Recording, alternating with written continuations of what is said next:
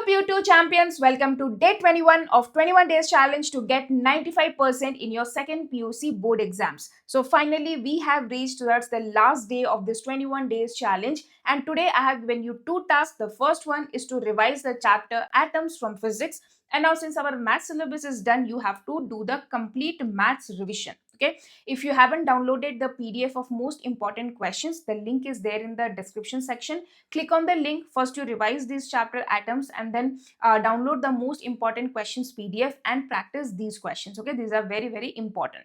In this video we are going to discuss the most important question from the chapter atoms. So let's first understand the blueprint of this chapter. The weightage is just 3 marks. So here you will get one 2-marker question and one 1-marker question. Something very important now. So KCT 2026 examination is very near, and if you really want to crack this examination with a top rank, then something which is very important is to write the test. And to help you with this, I have launched the Fighter KCT 2026 test series, which is designed by KCT experts and is based on KCT exam pattern and syllabus. Here there are total 18 full-length mock tests, 6 each from physics, chemistry and maths. You will be getting detailed solutions, video solutions for chemistry, and also the test analysis report. And all these things are available at a very affordable price of just rupees 399. Okay, so if you want to purchase this test series, the link is there in the description section. So please click on the link and purchase it, as the prices may go higher later. Now let's see questions here for 2-marker. You can see the first question is, give de Broglie explanation of Bohr's second postulate. This was asked in model question paper 2022, and then mention Bohr's postulate. This was asked in 2024 as well as in 2025 paper. Name the spectral series of hydrogen atom lies in ultraviolet region and visible region of electromagnetic spectrum. So this is 2023 question. Now draw the trajectories traced by the different alpha particles in Giger-Madsen experiment. Calculate the energy required to excite an electron from the ground state to the second energy excited state.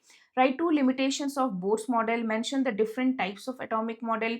What is ionization energy of an electron? Give its value for ground state of hydrogen atom. What is the energy for highest energy state of hydrogen atom? How does energy states get arranged as principal quantum number increases? What does the negative sign in the total energy of the electron signifies? What happens if the total energy is positive? What is Bohr's radius? Write its formula. Mention the expression for energy of the nth stationary orbit of the hydrogen atom and explain its terms. Now we'll see the PYQs of this particular chapter. Write 3 postulates of Bohr's atomic model, and in 2024 examination, to deduce the expression for energy of the electron in hydrogen atom in terms of radius of the orbit. In July 2024, the question was given in 3 limitations of Bohr's model of hydrogen atom.